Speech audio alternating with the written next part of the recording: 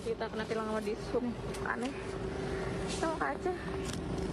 Nih uangnya. Nih, jangan lupa anak jajan. Kondangan juga. Kita ditilang. Aneh sama disub. Mana. Media sosial diramaikan dengan dugaan pungli yang dilakukan 3 petugas berseragam Dinas Perhubungan. Dari narasi yang beredar, pungli diambil oleh mobil bantuan kemanusiaan Aceh dan terjadi di wilayah Palembang, Sumatera Selatan. Pihak yang merekam video mengklaim petugas meminta uang Rp150.000. Sementara itu menanggapi viral video dugaan pungli, Dishub Kota Palembang menegaskan jika pelaku pungli bukan merupakan petugas Dinas Perhubungan Palembang.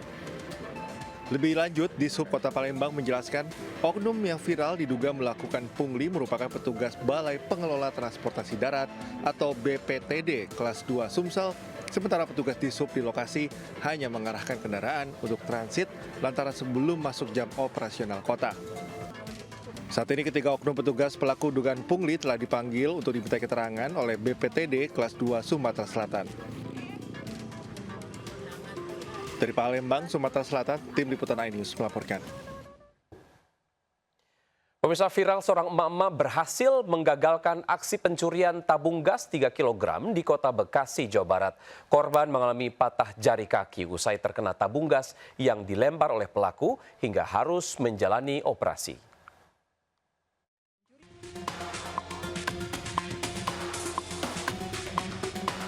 Inilah detik-detik rekaman kamera CCTV aksi viral pemilik toko Sri Ernawati saat menggagalkan aksi pencurian tabung gas. Pencurian ini terjadi beberapa hari lalu di tokonya di Kecamatan Mustika Jaya, Kota Bekasi, Jawa Barat.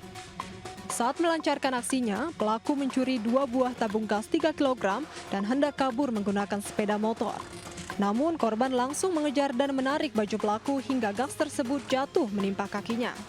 Pelaku pun akhirnya gagal membawa barang curian, namun korban mengalami patah jari dan harus menjalani operasi di rumah sakit.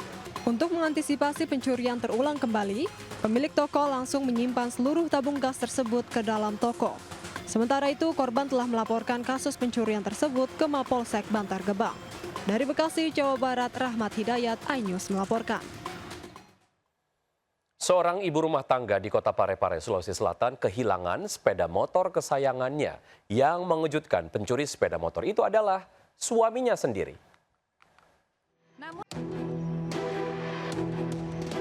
Seorang ibu rumah tangga di Parepare, Sulawesi Selatan jadi korban pencurian sepeda motor. Namun siapa sangka pelaku pencurian ternyata suaminya sendiri. Korban sebelumnya sempat melaporkan kasus kehilangan motornya ke polisi. Bahkan saat itu suami sekaligus pelaku turut menemani korban. Dari hasil penyelidikan, polisi justru menemukan fakta bahwa pelaku adalah suami dari korban. Yang lebih membuat heran, aksi ini dilakukan karena pelaku ingin meminjamkan motor itu kepada temannya. Sebab kendaraan rekannya tersebut sudah tua. Menurut polisi, setelah mencuri, pelaku juga berpura-pura tidur. Polisi turut menangkap pria lain yang membantu aksinya. Akibat perbuatannya, kini pelaku harus tidur di lantai penjara. Dari Parepare, Sulawesi Selatan, Erwin Eka, iNews melaporkan. Warga Bekasi digegerkan dengan penemuan wanita muda tidak bernyawa di kamar kosnya. Warga menduga korban tewas akibat aksi pembunuhan.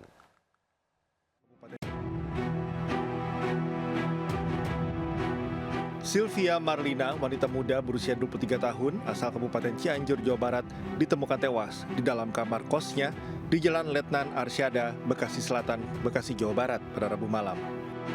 Korban ditemukan tak bernyawa dengan posisi terlentang di atas tempat tidur oleh pihak keluarga. Belum diketahui penyebab pasti kematian korban, namun warga sekitar menyebut diduga Sylvia Marlina menjadi korban pembunuhan. Peristiwa ini bermula saat pihak keluarga menghubungi ponsel korban namun tak ada jawaban.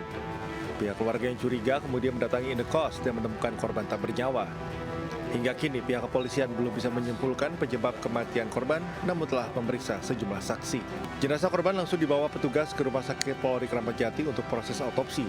Kini kasus ditangani petugas kepolisian Polres Metro Bekasi Kota. Dari Bekasi, Jawa Barat, Rahmat Hidayat, iNews melaporkan. Seorang wanita tewas ditembak oleh petugas imigrasi Amerika di Minneapolis Selatan. Penembakan memicu protes dan ketegangan di sejumlah wilayah.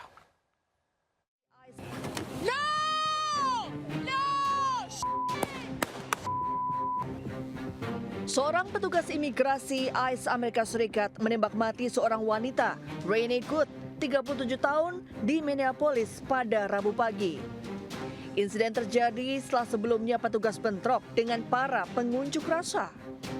Rekaman video dari tempat kejadian menunjukkan petugas mendekati SUV yang dikendarai oleh korban. Saat seorang petugas mencoba membuka pintu, pengemudi memundurkan kendaraan dan mencoba pergi. Petugas tersebut kemudian mengeluarkan pistol dan menembakkan 3 tembakan.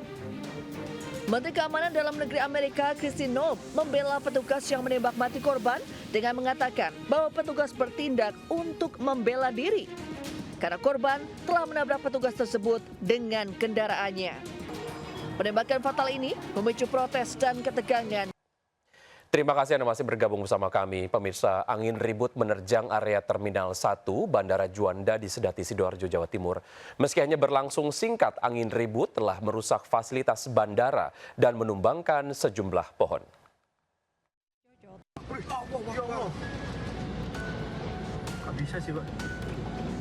Kuatnya hempasan angin membuat sejumlah atap baja ringan di Terminal Kargo Bandara Juanda, Sidoarjo, Jawa Timur terbang. Di saat yang sama, tangga yang biasa digunakan untuk naik turun penumpang pesawat roboh dan ikut terbawa angin.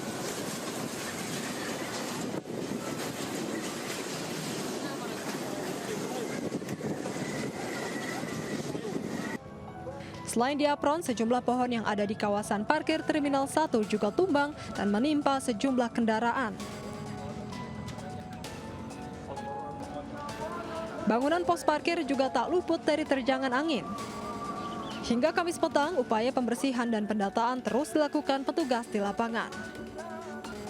Terkait insiden ini, pihak Angkasa Pura I Juanda menginformasikan ada 3 penerbangan yang dialihkan ke Bandara Ahmad Yani Semarang. Dari Sidoarjo, Jawa Timur, Pramono Putra, iNews melaporkan. Setelah mangkrak 5 tahun, Pasar Kombongan di Kemayoran, Jakarta Pusat kini melayani warga dengan wajah baru. Hadisti Arifah melaporkan langsung mengenai situasi terkini dari Jakarta Pusat. Pemirsa, setelah lama terbengkalai, Pasar Kombongan yang berada di Kemayoran, Jakarta Pusat kini kembali beroperasi dengan wajah baru yang lebih modern. Usai revitalisasi, kini penataan kios-kios di Pasar Kombongan Kemayoran, Jakarta Pusat ini jauh lebih tertib, jauh lebih rapi, dan juga nyaman. Nah, kalau kita lihat situasinya saat ini, area kios antar satu kios dengan kios yang di depannya ini juga sudah cukup luas, sehingga tentunya ini mempermudah mobilisasi pengunjung atau pembeli. Dan kemudian juga kalau kita lihat untuk fasilitas juga sudah sangat memadai.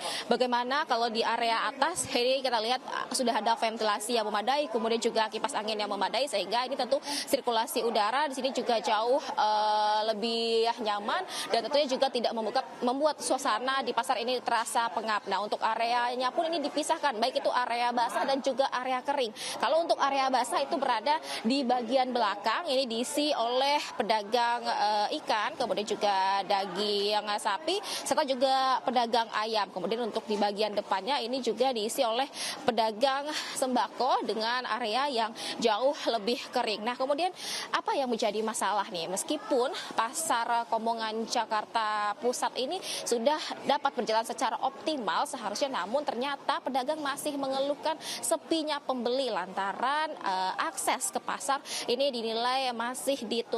Memang nanti akan diambil sebuah langkah untuk dapat membuka akses, karena memang untuk Pasar Kombongan Kemayoran Jakarta Pusat ini berada di ujung jalan yang berbatasan dengan rel kereta api, sehingga para pedagang berharap kepada pemerintah untuk dapat menemukan langkah konkret agar pasar ini dapat berjalan secara optimal. Dari Jakarta, Hadisti Arifah, Sadu Santo, iNews melaporkan.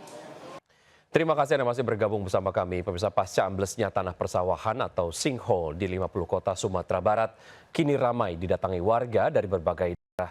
Warga ataupun para pengunjung mengambil air di reruntuhan meski polisi telah melarang.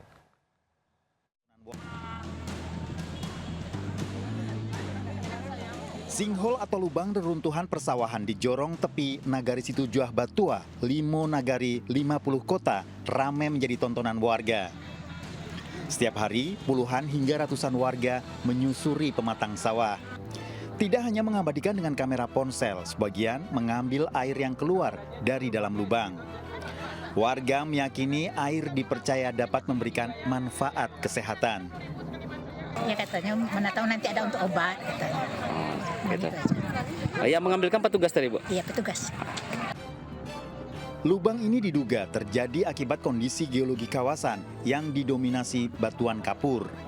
Namun masyarakat diminta untuk tidak mendekati kawasan reruntuhan yang berpotensi amblas dan dipasang garis polisi. Dari Kabupaten 50 Kota Sumatera Barat, Agung Sulistyo, iNews melaporkan.